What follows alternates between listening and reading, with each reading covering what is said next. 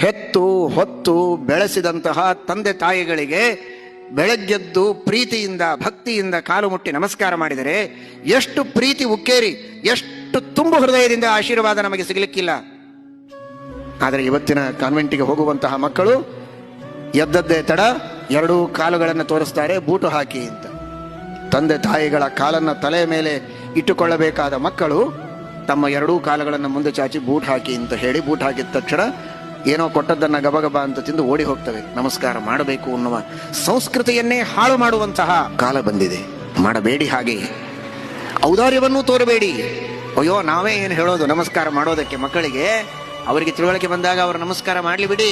ಅವರಿಗೆ ತಿಳುವಳಿಕೆ ಬರೋವರೆಗೆ ನೀವು ಇರ್ತಿರೋ ಇಲ್ವೋ ಯಾರಿಗೂ ಗೊತ್ತು. ನಮಸ್ಕಾರ ಮಾಡಿಸ್ಕೊಳ್ಳೋದಕ್ಕೆ ತಿಳುವಳಿಕೆ ಬರೋದ್ರೊಳಗೆ ಅವನು ನಾಸ್ತಿಕನಾದರೆ ಏನ್ ಮಾಡೋದು? ಧರ್ಮ ಬಿಟ್ಟು ಹೋದರೆ ಏನ್ ಗತಿ?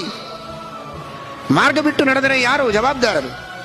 ಶ್ರೀಮದ್ ಆಚಾರ್ಯರು ಹೇಳ್ತಾರೆ ಗೀತಾ ತಾತ್ಪರ್ಯದಲ್ಲಿ, ಸ್ವವಂದನಂ ಯಥಾ ಪಿತ್ರ ಕಾರಿತಂ ಶಿಶು ಕರ್ತೃಕಂ.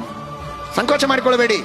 ಅಪ್ಪ ಅಥವಾ ತಾಯಿ ಮಗುವಿನ ಕೈ ಹಿಡಿದೋ ಕುತ್ತಿಗೆಯನ್ನು ಹಿಡಿದೋ ಪ್ರೀತಿಯಿಂದ ನಿಧಾನವಾಗಿ ಅವನ ತಲೆ ಸವರಿ ಕಾಲ ಮೇಲೆ ನೀವೇ ಅವನ ತಲೆ ಇಟ್ಟುಕೊಂಡು ನಮಸ್ಕಾರ ಮಾಡಿಸಿಕೊಂಡು ಆಶೀರ್ವಾದ ಮಾಡಿ ಅಂತ ಹೇಳ್ತಾರೆ.